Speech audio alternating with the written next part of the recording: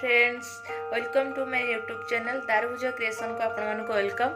आज एक्चुअली मु गोटे नुआ रेसिपीटे नहीं आसी से रेसिपी का माने सब माने अरेंज कर रखी। चलो देखा से रेसिपी जहाँ सब दरकार सामग्री गुड़ाक चलो देखा। देखो मुझे रखी बेसन आठी रखी चाउल बटा को मुझे 2 ରୁ 3 घंटा है बतुरेक रखी ग्राइंडिंग करदे।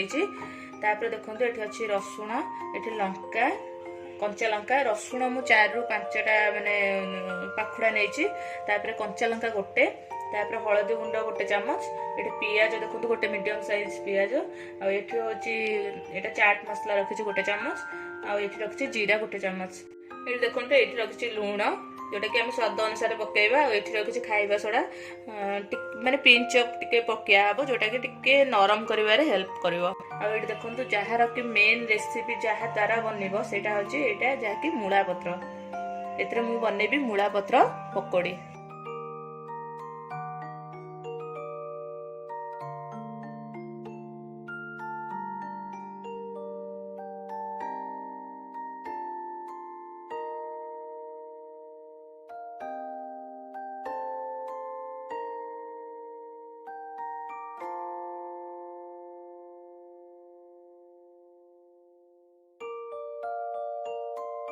देखो मो मूला पत्र टी यही भाव छोट छोट कर काटी नहीं कहीं भाव छोट छोट कर काटिले ये पकोड़ी बनइबारे बहुत सहज हम आ जल्दी सीझीज। एबे चलन देखा मूला पत्रर पकोड़ी केमिति प्रस्तुत करा हुए। देखो मु गोटे बाउलटे आनी आपण मैंने बोधे ये गोटे किसी गोटे बाउल सब अरेंज करके प्रिपेयर करेंगे। देखो फास्ट मूला पत्र को पकई दूची पियाज रसुण कंचा लंका हलदी गुंड भी पकई दौचे रखी जीरा पकाउछु जो रखी चाट मसला पकई दौचे एटा टिके मिक्स कर दौचे।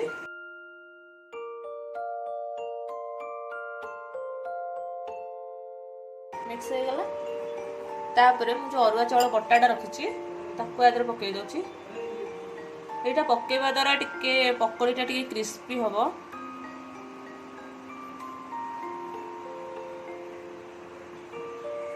आठी बेसन रखी 3 ରୁ 4 चामच ताकू पकई दौची।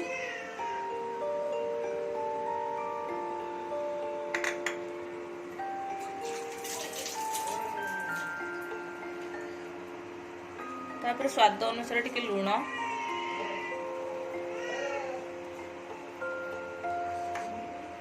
के पिंच ऑफ खाइबा सोडा पकाउची जोटा कि सिझिबारे साहाय्य करिवो।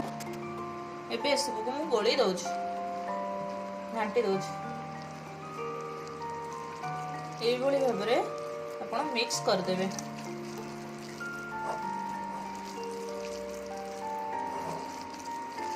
एतरे पानी देबेनी काहे ना जेतले जो चाउल बटाटा पकेथले सेटा टिके माने पानी थिला जेतले बेसनटा पकेवा द्वारा से पानीटा सोक कर नहीं जीवो।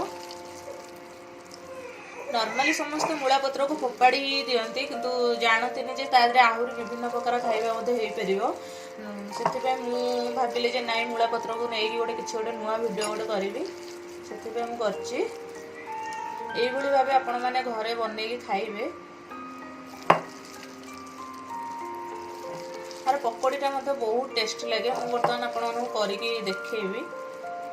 देखंतु हमर एबे पकोड़ी पे प्रस्तुत हो गला गोलाटा मु एबे पकोड़ी छाणिया पे नेबी।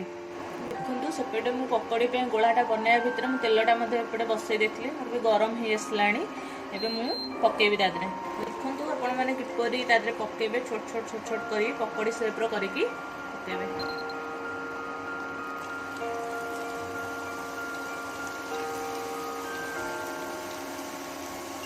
ये भाव में छोट छोट करके पकोड़ी शेप पकेबे।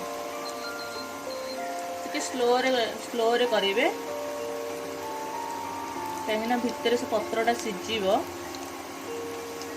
स्लो कले टिके क्रिस्पी हम ना पोड़ी जीव।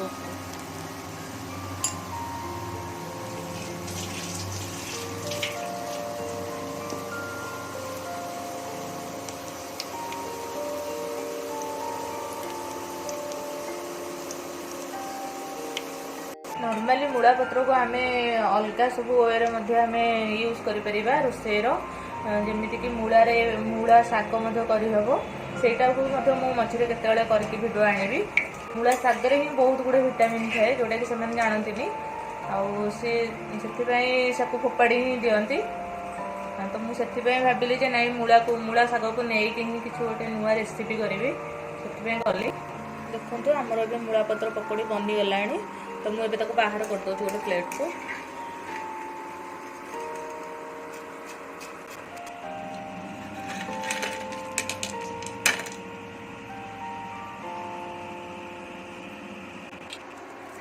यही भाव मुझे गुड़ाक पकई दूसरी सेमती टिके ब्राउन हेले मुझे आउ थे बाहर करदेवी।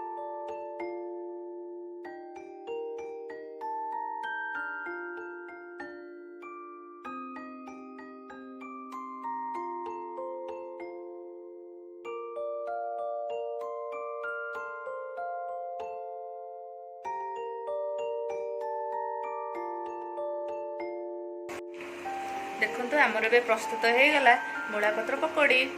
देखो केते क्रिस्पी भी होती बहुत सुंदर भी देखा जाउची। आपण माने आपको संध्या बेले स्नैक्स भाव खाई पारे और नॉर्मल गेस्ट मानक भी आसले भी दे पारे कहीं मूला पत्रटा किसी खराब नुहे जोटा कि लोक मैंने फोपाड़ी दिखती जापारती फोपाड़ी दिखती कहीं आदि बहुत विटामिन थाए।